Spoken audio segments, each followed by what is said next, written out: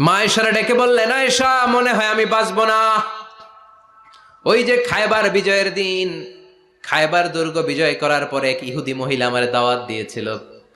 ওই দাওয়াত খেতে যাওয়ার পরে গোশতের মধ্যে বিষ মাখানো হয়েছিল রে আয়েশা। ওই বিষ মাখানো খাসির গোশত খেয়ে যে ব্যথা আমার পেটে উঠেছিল, আজ আবার সেই ব্যথা উঠেছে। বিশ্ব নবী ওই বিষ খাওয়ানো গোশতের কারণে ইন্তেকাল করেছেন। তার মানে বিশ্ব নবী শাহীদ। জামা আল্লাহু বাইনা নবুওয়া ওয়া শাহাদা। আল্লাহ বিশ্ব নবীকে শুধু নবী বানায় নাই, শহীদ হিসেবে কবুল করেছে। সুবহানাল্লাহ কইবেন না? প্রচন্ড অসুস্থ, উনি ছাড়া মসজিদে নববীতে কেউ ইমামতি করার সাহস পায় না। বিশ্বনবী বললেন, আবু বকর তুমি যাও। আবু বকরও যায় না। বিশ্বনবী বললেন, পানি আনো। বিশ্বনবী পানি দিয়ে ওযু করলেন।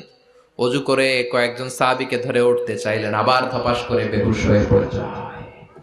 বিশ্বনবী উঠতে পারে না। আবার বললেন,